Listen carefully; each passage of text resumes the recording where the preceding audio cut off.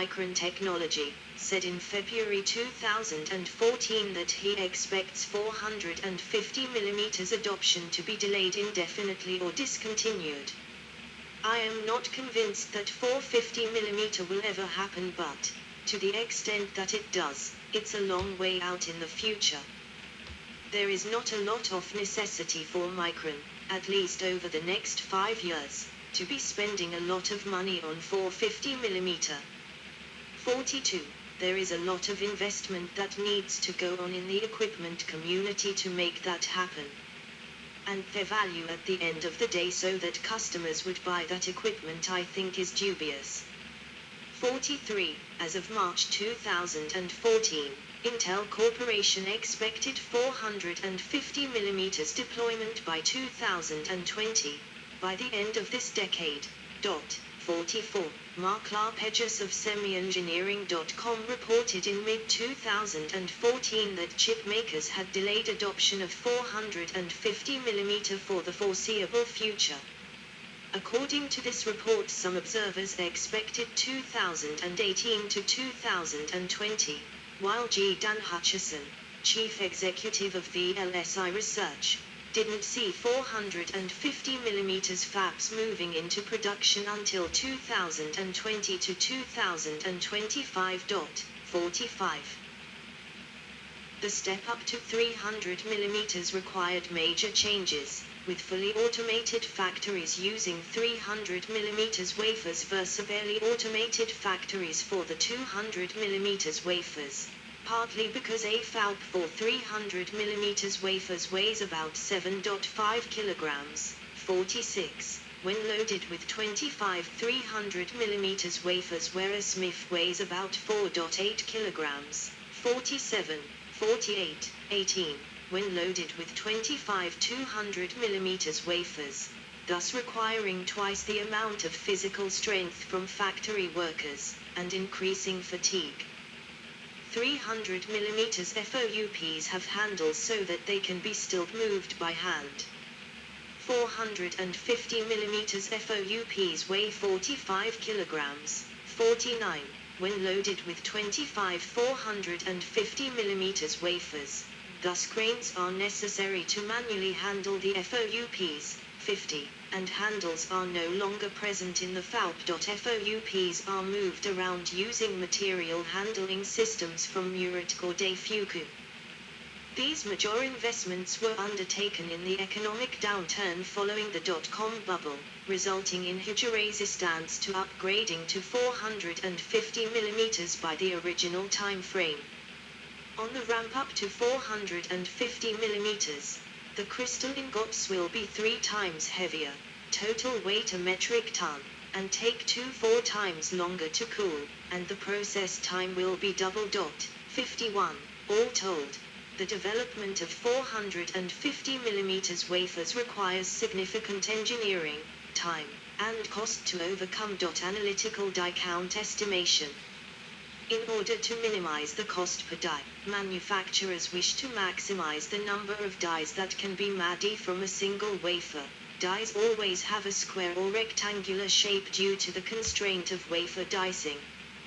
In general, this is a computationally complex problem with no analytical solution, dependent on both the area of the dies as well as their aspect ratio, square or rectangular, and other considerations such as the width of scribble in or saw lane, and additional space occupied by alignment and test structures.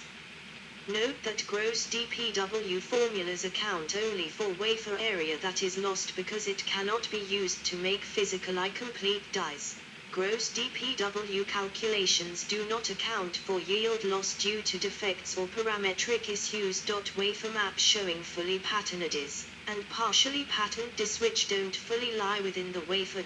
Nevertheless, the number of gross die per wafer, DPW, can be estimated starting with the first order approximation or floor function of wafer to die area ratio, where is the wafer diameter, typically in millimeter.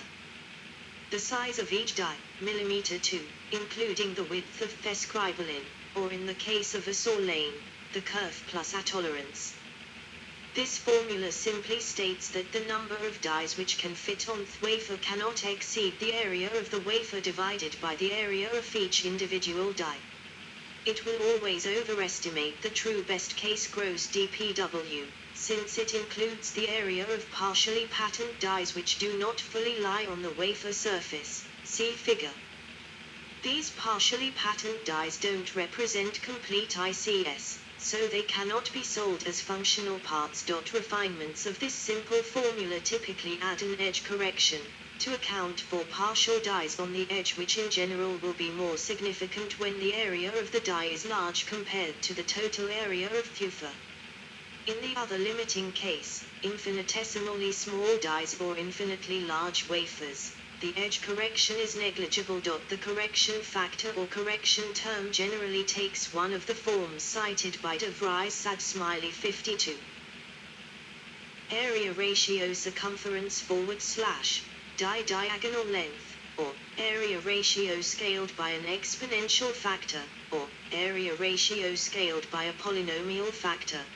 Studies comparing these analytical formulas to brute force computational results show that the formulas can be made more accurate, over practical ranges of die sizes and aspect ratios, by adjusting the coefficients of corrections to values above or below unity, and by replacing the linear die dimension with average side length, in the case of dies with large aspect ratio SAD Smiley 52, or compound semiconductors. While silicon is the prevalent material for wafers used in the electronics industry, other compound 3V or 2,6 materials have also been employed. Gallium arsenide, GaAs, a 3V semiconductor produced via the Czochralski method, gallium nitride, GaN, and silicon carbide, SiC, are also common wafer materials, with GaN and sapphire being extensively used in lead manufacturing. 8. See also. Die preparation. Epitaxial wafer. Epitaxy. Kleber's law. Monocrystalline silicon. Polycrystalline silicon. Rapid thermal processing. RCA clean. Semi-font. Silicon on insulator, SOI, wafers. Solar cell. Solar panel. Wafer bonding. References. Laplant. Good. Did finish reading. Alright, fine, but there's a lot of links, but we cannot read all the links because that would take many months to do it. So, but I have it on my read again list. We got a semiconductor factory or something, production. But I will look, I will load it to the Wikipedia. So, but I will just upload this, take a break and start upload. And I did not finish looking at the other PDF. Semiconductor devices fabrication, I think it was. Yes, but I'll look at that when I take a break.